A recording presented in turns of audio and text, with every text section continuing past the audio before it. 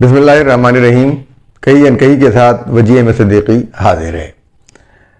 عمران خان نے اسمبلیوں سے پارلیمنٹ سے استعفیٰ دینے کا ایک بار پھر اعلان کیا اور لگتا یہ ہے کہ اب ان کے پاس کوئی حربہ ہتھیار باقی نہیں رہا اور پروجیکٹ عمران خان جن ہاتھوں میں منتقل ہوا تھا اب اس کے باقی ماندہ سرپرستوں نے بھی ان سے ہاتھ اٹھا لیا ہے. جنرل فیض حمید کے بارے میں کہا جا رہا ہے کہ انہوں نے اپنا استعفیٰ GHQ بھجوا دیا ہے اور دیگر ایک آدھ جنرل کا نام اور بھی آ رہا ہے کہ وہ بھی استعفیٰ دیں گے. تو بہرحال یہ عجیب حیران کن بات ہے. ماضی میں تو یہ روایت رہی ہے کہ جرنیل اس وقت استعفیٰ دیتے تھے کہ جب کوئی ان کا جونیئر سپر سیڈ ہو جاتا, وہ ان کو چھوڑ کر آگے آ جاتا, وہ آرمی چیف بن جاتا. تو سینئر حضرات جو ہیں وہ یعنی یہ سوچتے ہوئے کہ بھئی ہمارا جونیئر ہم پر حکمرانی کرے گا, اس لیے وہ استعفیٰ دے دیتے. اور یہ اس کے نتیجے میں اور یہ اخلاقی طور پر یہ کیا جاتا تھا اس لیے کہ یہ کوئی اچھی بات نہیں ہوتی تھی کہ سینئرز کو نظر انداز کر کے جونیئرز کو بنایا جائے. لیکن اس کی ریت جو ہے وہ پاکستان کے پہلے پاکستانی اور مسلمان آرمی چیف سے ہی پڑ گئی. ایوب خان 10ویں نمبر پر تھے اور اس سے پہلے کے لوگوں کو جس طریقے سے ہٹایا گیا, جس طریقے سے ان کو ختم کیا گیا, کچھ جرنیلوں کو تو جہاز میں مار دیا گیا, جہاز گرا دیا گیا جھنگ شاہی کے قریب, تو کئی سینئر جرنیل اس میں شہید ہو گئے. اور اس کے بعد باقی جنرل اکبر خان کو سیاسی کہہ کر نظر انداز کر دیا گیا اور پھر ایک وہ شخص کو آرمی چیف بنایا گیا جس کے بارے میں قائد اعظم رحمۃ اللہ علیہ فرما چکے تھے کہ اس کے سیاسی عزائم ہیں, اس کو پروموٹ نہ کیا جائے. اور انہوں نے اسی لیے ان کو مشرقی پاکستان کا کمانڈر ان چیف بنا کر بھیج دیا تھا, ڈپٹی کمانڈر ان چیف مشرقی پاکستان میں. لیکن یہی چیز ایوب خان کے لیے جو ہے وہ آرمی چیف بننے کا ذریعہ بن گئی. پھر اس کے بعد انہوں نے جنرل موسیٰ خان کو بنایا, پھر یحییٰ خان آئے, پھر جنرل گل حسن لیفٹیننٹ جنرل ہی رہے, ان کو فل جنرل نہیں بنایا گیا اور پھر ہٹا دیا گیا. پھر جنرل ٹکا خان جن کے بارے میں مشرقی پاکستان کے اندر قتل و غارت گری کرنے کا الزام تھا, ان کو آرمی چیف بنا دیا گیا. اس کے بعد پھر 6 نمبر پر رہنے والے جنرل ضیاء الحق کو چیف آف آرمی اسٹاف بنایا گیا اور جنرل عبد المجید ملک ان کو نظر انداز کیا گیا. 11 سال وہ رہے. جو لوگ سینئر ہوتے گئے ان کو وہ وائس چیف آف اسٹاف بناتے رہے, یعنی عملاً وہ چیف آف آرمی اسٹاف ہوتے تھے. جنرل ضیاء الحق صدارت کے مزے لوٹتے تھے. جنرل اسلم بیگ کے بعد جب تقرری کا وقت آیا تو پھر 6 نمبر پر آنے والے آصف نواز کو بنا دیا گیا. تو اس کے بعد پھر یہ سلسلہ چلتا رہا, یعنی کبھی سینئر موسٹ کو نہیں بنایا گیا. یہ پہلی بار ہے کہ سینئر موسٹ کو آرمی چیف بنایا جا رہا ہے. تو جنرل فیض حمید کے بارے میں پہلے تو افواہیں گردش کرتی رہیں. سوشل میڈیا نے تو کہا کہ ان کا استعفیٰ قبول کر لیا گیا ہے, منظور کر لیا گیا ہے, سب کچھ ہے, اور ہو سکتا ہے یہ ممکن ہو کیونکہ یہ ایسی بات نہیں. لیکن تصدیق شدہ خبر جو ہے بہت دیر میں آئی, اور یہ تصدیق آپ بھی سمجھ لیں اور سوچ لیں کہ جب تک کسی معتبر ادارے کی طرف سے, یعنی کسی معتبر ٹیلی ویژن کی طرف سے, کوئی ایسے ٹیلی ویژن کی طرف جس کے اخبار کی طرف سے یہ خبر نہ آئے تو اسے تصدیق نہ سمجھیے. سوشل میڈیا کے اوپر آنے والی خبر کی ہم تصدیق نہیں کر سکتے. مجھے بھی اسی لیے تشویش رہی کہ اخبار میں, کسی بڑے اخبار میں یہ خبر نہیں آئی اور وہاں سے اس کی تصدیق نہیں ہوئی. جب تک ہم خود GHQ سے یا ISPR سے تصدیق کرتے تو اس کے بعد یہ سلسلہ ہوتا. جب آرمی چیف فوج کی کمان سنبھالنے جا رہے ہیں تو اس وقت یہ شوشے چھوڑنا, یہ استعفے کی بات کرنا, آپ بعد میں استعفیٰ دے دیتے, بعد میں آرمی چیف سے ملاقات کر کے استعفیٰ دے دیتے تاکہ کوئی بات آرمی چیف کرتے پاک فوج کے لیے کام کر رہے ہیں، لیکن پروجیکٹ عمران خان میں ان کو بدنام کر دیا، اور خود پی ٹی آئی نے ان کو بدنام کیا، ان کے کیریئر پہ داغ لگایا، نہ صرف ان کے کیریئر پہ بلکہ آصف غفور کے کیریئر کے پر بھی داغ لگایا ہے، اور وہ بھی ایک پولیٹیسائز فگر ہو گئے ہیں، اور ان کو بھی سوچنا چاہیے کہ اب انہیں کیا کرنا ہے، کیونکہ کسی سیاسی جماعت کی حمایت کسی فوجی کے لیے بہت نقصان دہ ہوتی ہے۔ تو جنرل فیض حمید کی جو ریٹائرمنٹ یا استعفیٰ جو ہے وہ اس لیے حیران کن ہے کہ ان کا نمبر سینیارٹی میں 5واں تھا اور پہلے نمبر والا آرمی چیف بن گیا، تو یہ قابل احتجاج بات نہیں ہے۔ ایک میرٹ پر آدمی آیا ہے، ایک سینیارٹی پر آدمی آیا ہے، تو 5ویں نمبر والا آدمی کیوں استعفیٰ دے رہا ہے؟ یہ کوئی اچھی روایت نہیں ہے، یہ کوئی خوبصورت روایت نہیں ہے، یہ ایسا نہیں ہونا چاہیے۔ یہ کہیں آپ سپر سیڈ نہیں ہوئے ہیں، یہ بالکل صرف اس لیے کہ آپ پولیٹیسائز ہوئے ہیں۔ آپ صاف کہیں کہ میں پولیٹیسائز ہونے کی وجہ سے مجھے میرا نام پی ٹی آئی نے غلط استعمال کیا ہے، اس کی وجہ سے استعفیٰ دے رہا ہوں، اس کی وجہ سے ہٹ رہا ہوں۔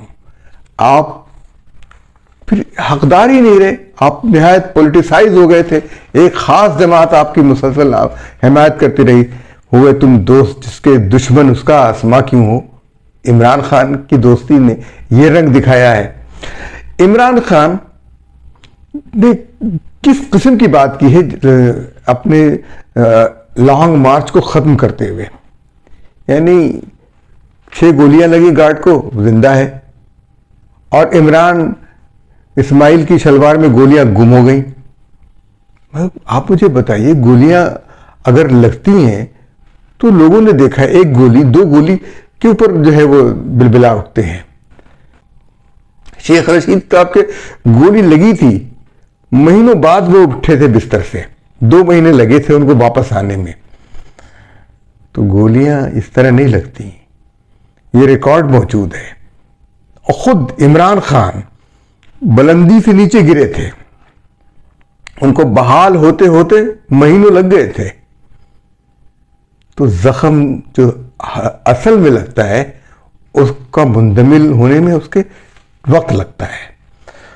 یہ دماغی خرابی کی بھی علامت ہے، اور اس حوالے سے سوچنا چاہیے کہ آپ نفسیاتی طور پر کسی دباؤ میں ہیں، آپ پارلیمنٹ کا راستہ آپ نے اختیار نہیں کیا، جہاں آپ آرمی چیف کی تقرری میں حصہ ڈال سکتے تھے، آپ بن سکتے تھے اس کا حصہ، لیکن آپ نے پارلیمنٹ کا راستہ اختیار نہیں کیا، اس کو ترک کر دیا۔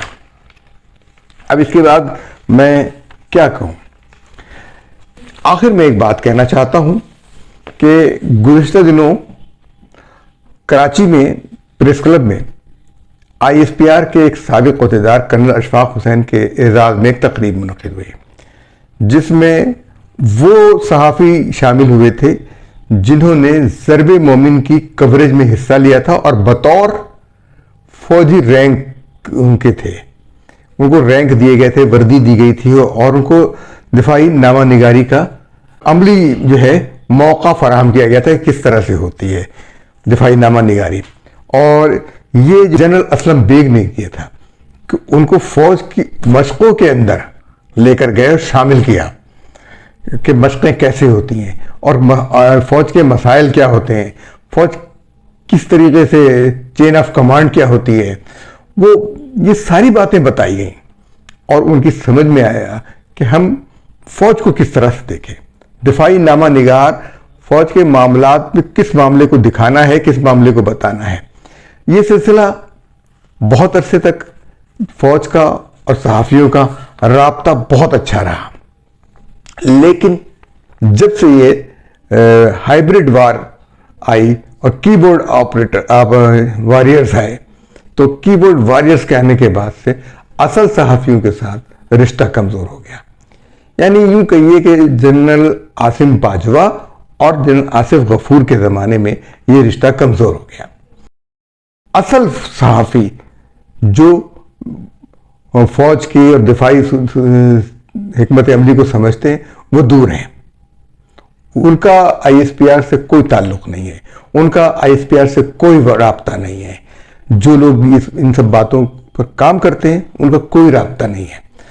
مجھے پوری زندگی میں لکھتا رہا, 2001 سے لے کر 2021 تک مضامین میں نے دفاعی نوعیت کے لکھے, جرنیلوں سے انٹرویو کیے, اور اس عرصے میں صرف 2 دفعہ آئی ایس پی آر گیا ہوں دعوت پہ.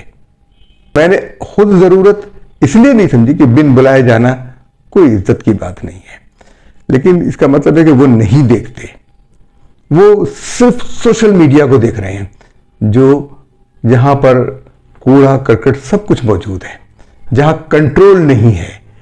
اور معتبر بنائیے اپنے اداروں کو, اپنے اخبارات کو, اپنے ٹی وی چینلز کو معتبر بنائیے.